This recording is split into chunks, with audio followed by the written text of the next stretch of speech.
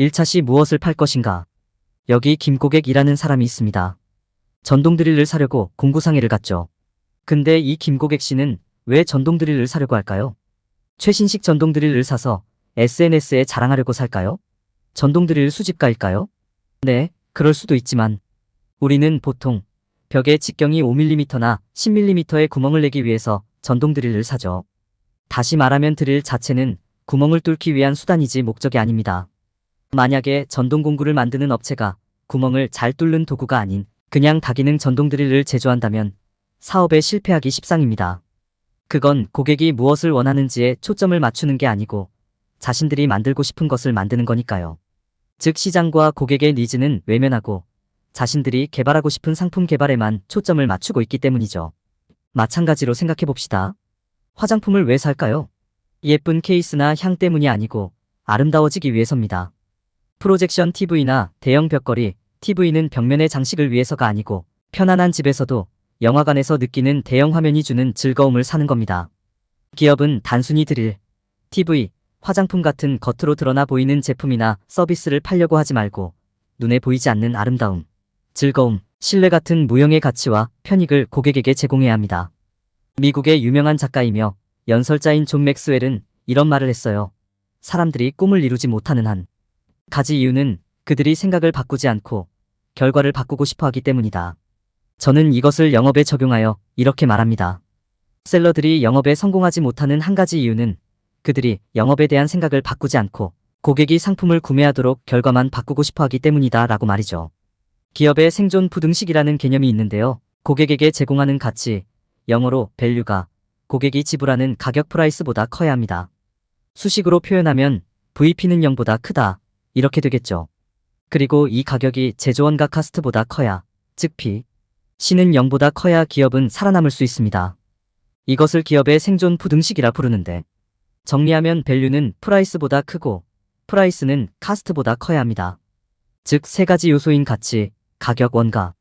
이 삼각관계의 해법을 끊임없이 연구하는 것이 바로 영업입니다. 지이의 회장이었던 잭 웰치는 이렇게 말했습니다. 가치의 시대가 도래했다. 최고의 상품을 세계 최저의 가격으로 팔지 못하면 당신은 게임에서 도태될 것이다.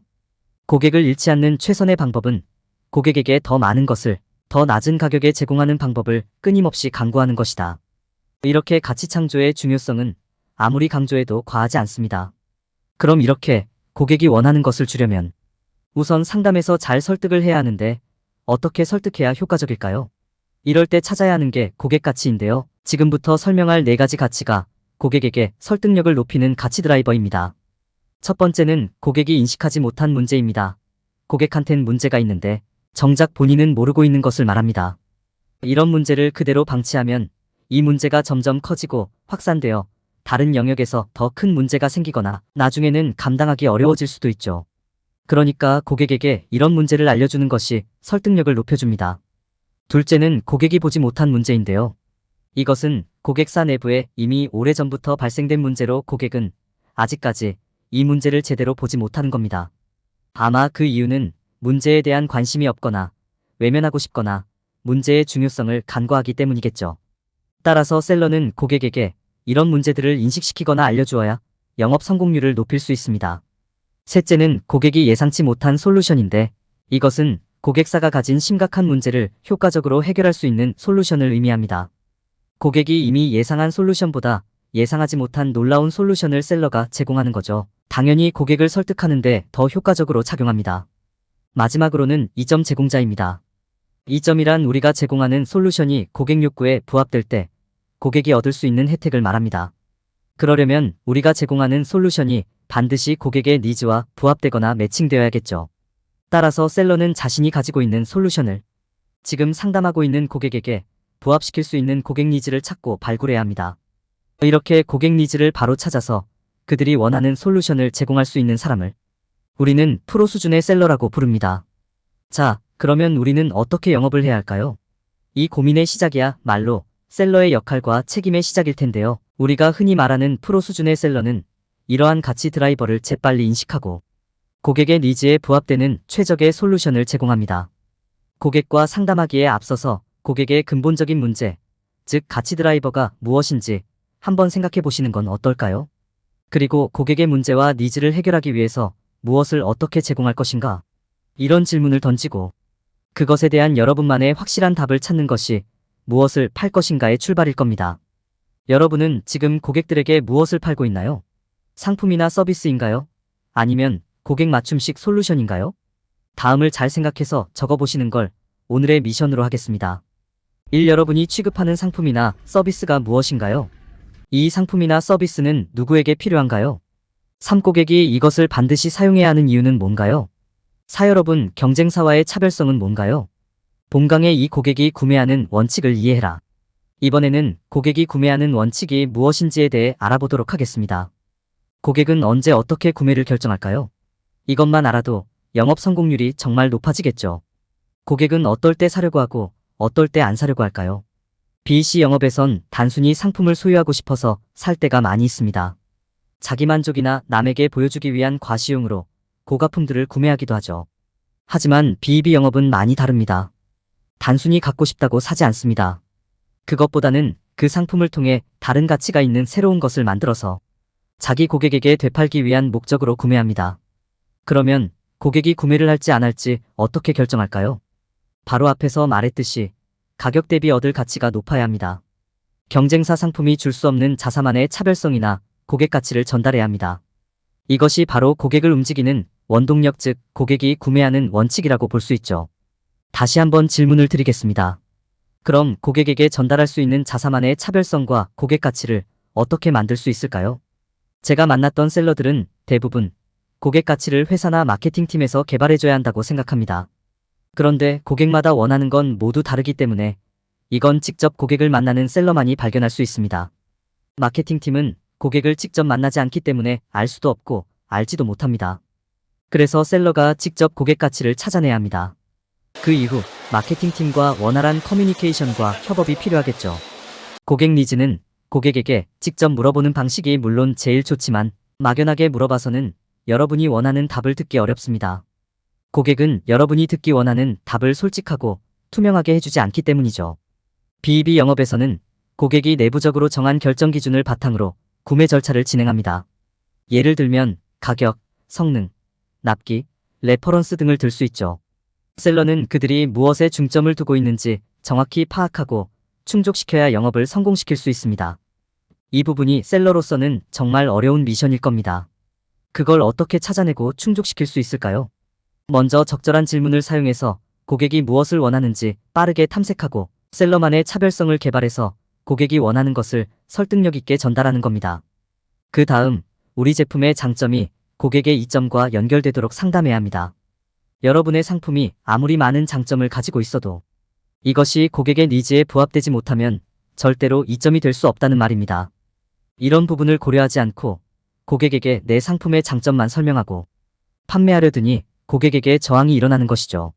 만약에 여러분이 영업 상담에서 고객으로부터 자주 그리고 강한 저항을 받는다면 여러분은 이점이 아닌 장점 위주의 영업을 하고 있기 때문입니다. 장점 영업이 아닌 이점 영업을 할 수 있도록 반드시 영업 방식을 변화시켜야 합니다. 영업을 오랫동안 하거나 경력이 많은 사람들은 이런 말을 합니다. 영업은 짭밥이야. 영업 현장에서 오랫동안 수많은 고객들을 만나고 강한 저항도 받고 영업에 실패도 해보고 산전수전을 다 겪어야 무언가를 제대로 팔 수 있어라고 주장합니다. 그리고 제품이나 서비스를 잘 설명하는 능력, 화려한 언변이 있어야 영업을 잘할 수 있다고 말합니다.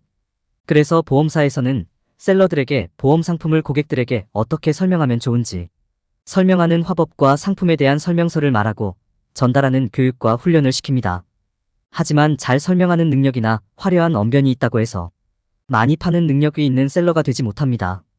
유능한 셀러에게 필요한 것은 언변이 아니고 고객 니즈를 정확히 파악하고 거기에 맞는 가치를 개발해 그 욕구를 해결해주는 능력입니다. 그래서 설명이나 전달하는 영업이 아닌 최선의 솔루션으로 고객을 설득하고 돕는 능력이 필요합니다. 이건 어떤 AI로도 대체가 안 되는 오직 사람만이 할 수 있는 능력입니다. 물론 AI로 가능한 영업이 있습니다. 인공지능과 빅데이터가 제품을 골라주는 아마존의 추천 서비스, 온라인 보험 상품, 원격 의료 지원 등이 있겠죠. 이것을 로우 밸류 세일즈, 저가치 영업이라고 말합니다. 반면 고객이 무언가를 선택할 때 스스로 하기 어려운 복잡하고 복합적인 제품이나 서비스는 셀러의 설명이나 도움이 필요합니다. 이것을 하이밸류 세일즈, 고가치 영업이라 부르는데 프리미엄 컨시어지 서비스 같은 겁니다. 즉, 고객을 위한 셀러의 역할이 더욱 중요해지는 영업입니다. 앞서 말한 모든 능력이 필요한 일이죠. 이런 고가치 영업은 앞으로 로봇이나 인공지능이 대체할 수 없는 영역이 될 겁니다. 오늘 미션은 다음 4가지를 생각해서 적어보시는 겁니다. 정확한 답을 아직 모르겠어도 생각만 해보는 것으로도 많은 도움이 될 겁니다. 미션 1. 여러분이 고객에게 줄 수 있는 고객 가치는 무엇인가요? 2. 여러분이 고객이 구매하도록 하기 위해서 어떤 설득을 하나요? 3. 고객에게 상품이나 서비스를 팔아야 한다면 무엇이 문제일까요? 4. 여러분의 가치는 어디서 가져올 수 있나요? 본강의 3. 4차 산업혁명 시대의 영업 방식은 달라야 한다. 이번에는 4차 산업혁명 시대의 영업 방식이 무엇인지 설명합니다. 우리 사회와 기술은 4차 산업혁명 시대로 빠르게 진입하고 있습니다. 아니, 이미 그 시대에 살고 있다고 봐야겠죠. 4차 산업혁명 시대는 빅데이터, 플랫폼, 인공지능, 로봇과 같은 신기술의 시대입니다. 기계가 사람의 역할을 빠르게 대체하고 있습니다. 이런 시대의 셀러의 미래는 어떻게 될까요? 미국 뉴욕타임즈의 헤드라인 기사 제목으로 영업사원은 필요 없는 직종일까? 가 실렸습니다. 기사 내용을 보면 영업사원이 고객에게 상품을 권유하는 것보다 대중 광고나 마케팅을 통해 가만 고객들에게 알리는 게 더 효율적이다. 그래서 영업의 종말 시대가 올 것이다. 라고 말이죠. 그런데 이 내용은 1916년 기사입니다. 100년도 더 지난 지금, 그때 예언대로 영업이 모두 사라졌나요? 모든 산업들이 고도화되면서 고객의 니즈가 다양화되고 개인화되면서부터 소품 종대량 생산에서 다품 종소량 생산으로 바뀌고 있습니다. 인공지능과 로봇 등이 이것을 가능하게 만들고 있는데요. 이것들이 생산 인력을 빠르게 대체하고 있어 일자리가 점점 사라지고 있습니다. 결국 품질의 평준화로 제품 간의 경쟁력은 사라지는 반면에 셀러들이 고객과의 대면 서비스를 통해서 제품 가치와 차별성 전달이 중요해지고 있습니다. 이것이 바로 프리미엄 영업의 미래입니다. 이제 고객은 온라인에서 정보를 수집하고 확인하고 나서 간단한 제품은 온라인에서 바로 구매합니다. 하지만 자동차, 주택, 귀금속, 전자기기 등 고가의 제품을 구매할 때는 직접 매장을 방문하거나 셀러를 만나서 상담하고 결정합니다. B2B 영업은 이런 성향이 더욱 강할 것입니다. B2B 영업에서 셀러의 역할은 제품의 기능이나 특성을 설명하는 것이 아닙니다. 고객은 이미 모든 정보를 온라인에서 확인했기 때문에 셀러의 설명이 필요하지 않습니다.